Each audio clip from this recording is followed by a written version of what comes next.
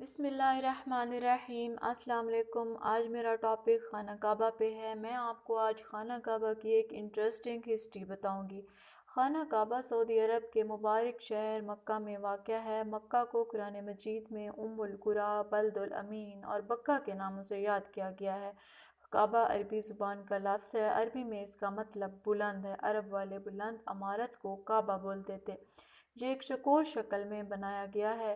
کعبہ پوری دنیا کے درمیان میں واقع ہے، اس لیے خانہ کعبہ کو دنیا کی ناف بھی کہا جاتا ہے۔ اگر ہم تاریخ کو اٹھا کر دیکھیں تو کعبہ کو سب سے پہلے دنیا کے پہلے انسان یعنی حضرت آدم علیہ السلام نے تعمیر کیا۔ حضرت آدم علیہ السلام نے کعبہ کی تعمیر کے لیے 5 پہاڑوں کے پتھر استعمال کیے۔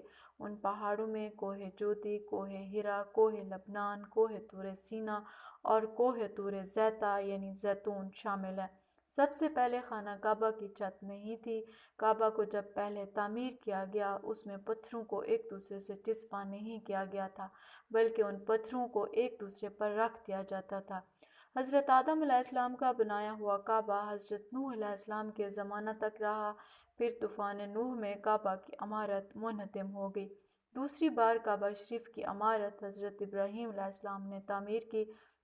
حضرت ابراہیم علیہ السلام نے اپنے بیٹے حضرت اسماعیل علیہ السلام کے ساتھ مل کر خانہ کعبہ کو تعمیر کیا۔ قرآن پاک کی دوسری سورۃ البقرہ کی آیت نمبر 127 میں اللہ تعالیٰ نے تعمیر کعبہ کا ذکر کچھ ان الفاظ میں کیا ہے: اور جب ابراہیم اور اسماعیل کعبہ کی بنیادیں اٹھا رہے تھے تو ساتھ یہ دعا بھی کر رہے تھے: اے ہمارے رب، ہم سے قبول فرما، بے شک تو ہی سننے والا اور جاننے والا ہے۔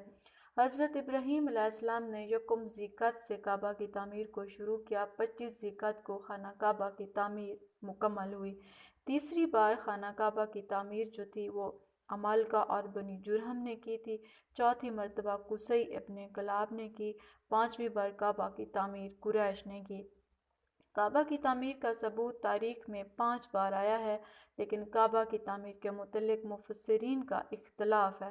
بعض مفسرین کا خیال ہے کہ کعبہ کی تعمیر حضرت آدم علیہ السلام سے لے کر حضرت نوح علیہ السلام کے زمانہ تک 5 بار عمل میں آئی۔ اس کے بعد پھر 5 بار کعبہ کو تعمیر کیا جاتا رہا۔ قریش نے کعبہ کی تعمیر سن عیسوی 605 میں اور 35 عام الفیل میں کی۔ خانہ کعبہ کی تعمیر کے لیے رزق حلال سے فنڈ اکٹھا کیا گیا۔ اسی فنڈ سے خانہ کعبہ کو تعمیر کیا گیا۔ تعمیر کے لیے کچھ رقم کم پڑ گئی تو حتیم والا حصہ چھوڑ دیا گیا اور چھوٹی سی دیوار دے دی گئی، یہ بتانے کے لیے یہ خانہ کعبہ کا حصہ ہے۔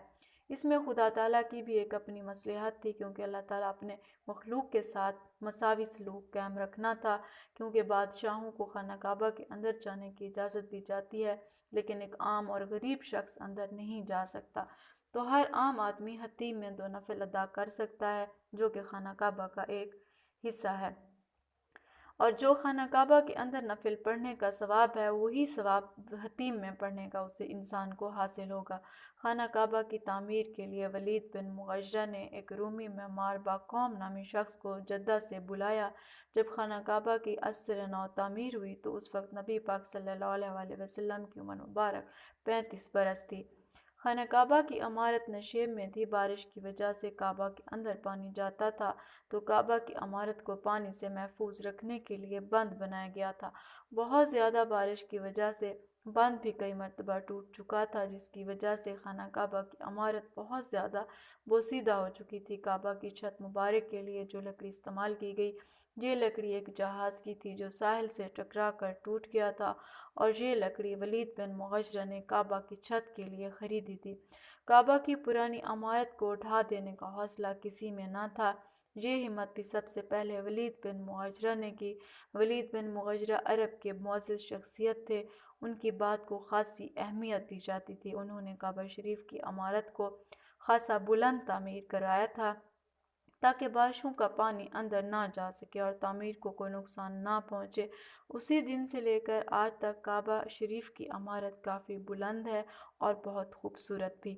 امید ہے آپ کو یہ انفارمیٹو ویڈیو بہت اچھی لگی ہوگی۔ اگر آپ کو اچھی لگی ہو تو ضرور اپنی آراء سے آگاہ کریں۔ بہت بہت شکریہ۔